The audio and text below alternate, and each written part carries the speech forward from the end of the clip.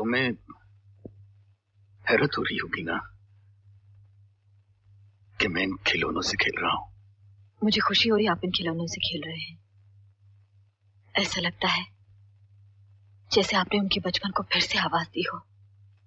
बचपन में सरवण खिलौनों से खेला तो करता था, पर पता नहीं क्यों वो आम बच्चों की तरह खिलौने तोड़ता नहीं था। वो फिर से आएंगे बाबूजी और आके सारे के सारे खिलौने तोड़ देंगे। ये क्या कह रही हो? क्या हो गया तुम्हें?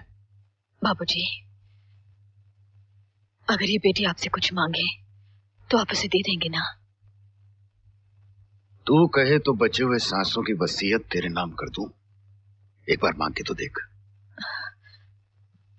मांगने से पहले डरती हूं कहीं टूटी माला की मोतियों की तरह मेरे अरमा बिखर न जाए।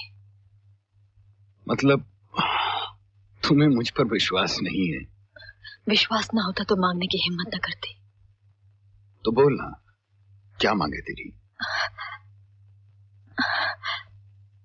पहले कसम खाइए अपनी बेटी की, आज आप मुझे निराश नहीं करेंगे। कसम खाता हूं अपने बेटे की। बोल तुझे क्या चाहिए? वारिस।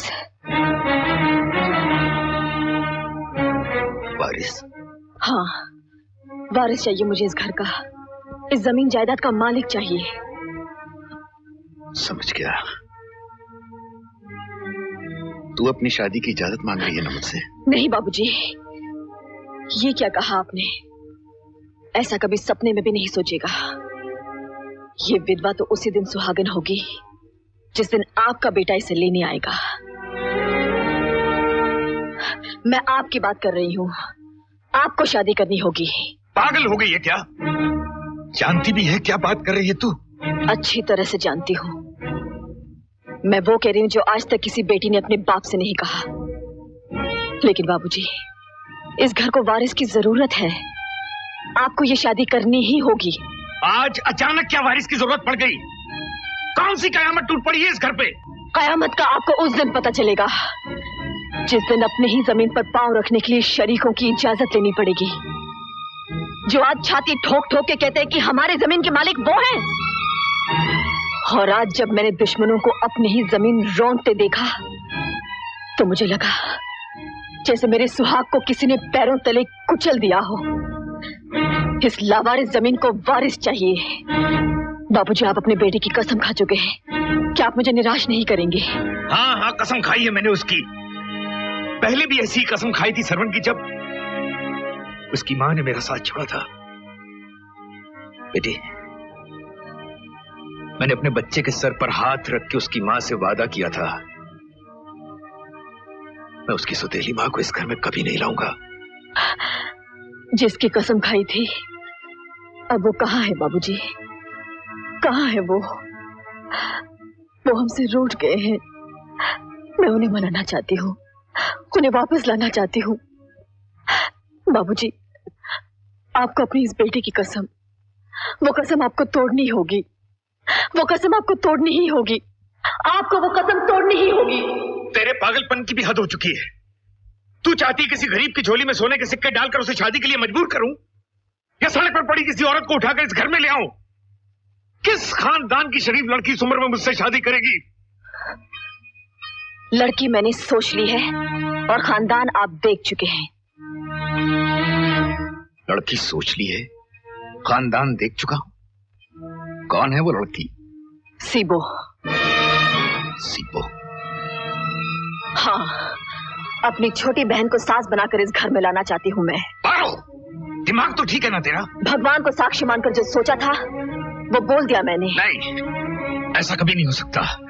ऐसा कभी नहीं हो सकता। तुझे मैं बेटी कहूँ और तेरी छोटी बहन से शादी करूँ? नहीं, ऐसा नहीं हो सकता। बाबूजी, इसके अलावा दूसरा कोई रास्ता नहीं है। तू चाहती है कि शादी के बाद मैं सारे गांव के सामने तमाशा बन जाऊं? बच्चा बच्चा हंसे मुझ पर, लोग थूके मुझ पर, और शरीक आके मेरे दरवाजे पर उंगलियां उठाएं? उंगलियां उठाने वाले उन्हीं हाथों को मैं तोड़ देना चाहती हूँ। आप मेरी बात मान जाइए।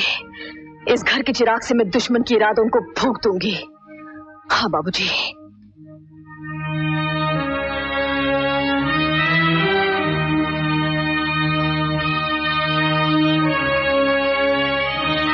मैं जानता हूं, इस हवेली के बुझे हुए चिराग का धुआं तेरी सांसों में जम चुका है। तू उस चिराग को फिर से रोशन करना चाहती है, लेकिन इसके लिए तेरी छोटी बहन ही क्यों? कोई दूसरी औरत भी तो हो सकती है। पराई औरत और बेगाने हाथों में पकड़ी हुई तलवार पर कभी भरोसा नहीं करना चाहिए, और ऐसी कुर्बानी तो अपना खून ही दे सकता है। इस घर में सास बनकर आएगी तो सिर्फ मेरी छोटी बहन सीबो। आयोए, तेरे हाथ की तगड़ी तगड़ी रोटियां खाने को बड़ा जी करता है। मैं चाची से बात कर ही लेता हूँ। पारो, पारो बहन आई। पारो बहन, मेरी पारो बहन तू आ गई। अरे मेरी पारो बहन आ गई। अरे अब छोड़ भी दे। नहीं छोड़ती। ससुराल जाकर इतना भी ख्याल नहीं आया कि तेरी छोटी बहन कितनी अकेली होगी। ससुराल में तेरी बहन भी तो अकेली है सीबो। दीवारों से बातें करने की आदत ना हो जाए, इसलिए तुम्हें लेने आई हूँ। सच? मुझे लेने आई हो? तो फिर मैं जल्दी से अपना सामान बांध लूं? सामान नहीं पगली, अपनी सारी हिम्मत बांध ले। तुम्हें बहुत बड़ी लड़ाई लड़नी है। लड़ाई? किसके साथ लड़ाई?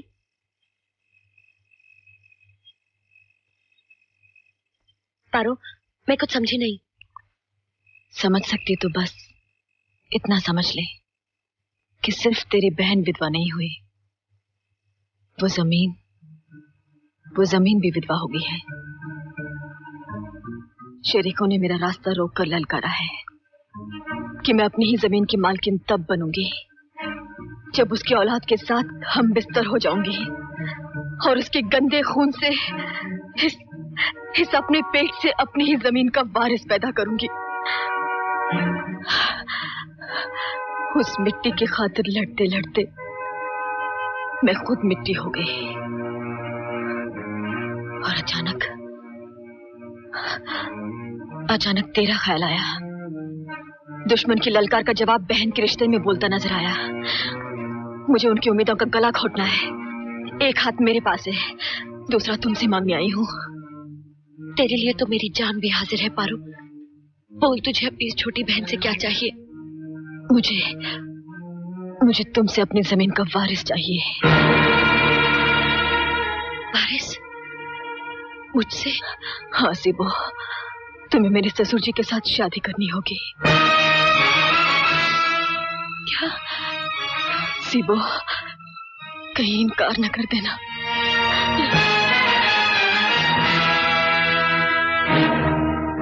मेरी तरफ मत देख बेटी। तेरे आने से पहले मैंने इसे साफ साफ कह दिया था कि मैं इसमें कुछ नहीं कहूंगी। ये तेरी जिंदगी का सवाल है, इसका फैसला तू खुद करेगी। सीबो, ये रिश्ता तुम्हें मंजूर है ना? बोल सीबो, सीबो, बोलते क्यों नहीं? सीबो,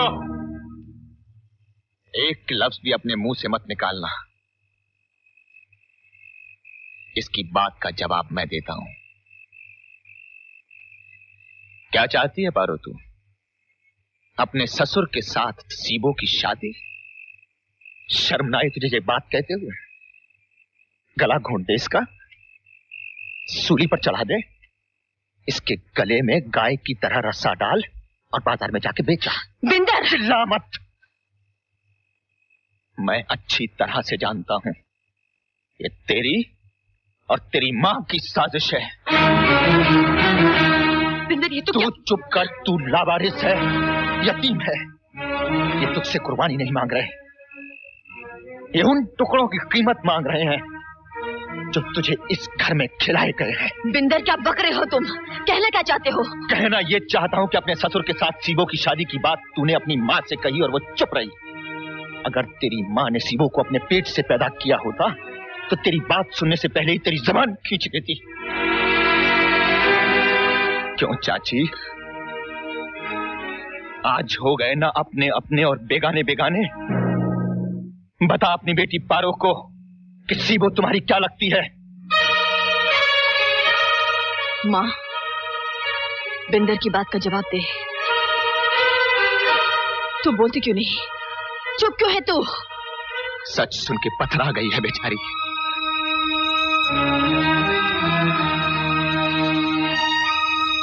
जानती नहीं थी कि राज मैं भी जानता हूं।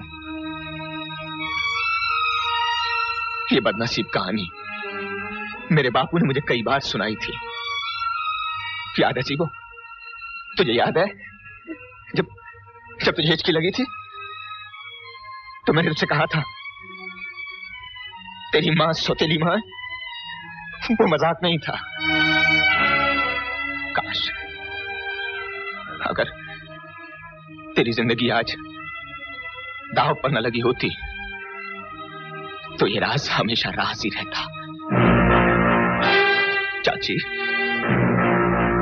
चाची तूने अभी भी कहा था ना कि सीबो तू अपनी जिंदगी का फैसला खुद कर। मैं भी यही कहता हूं कि सीबो अपनी जिंदगी का फैसला खुद करे, इसे कोई मजबूर ना करे।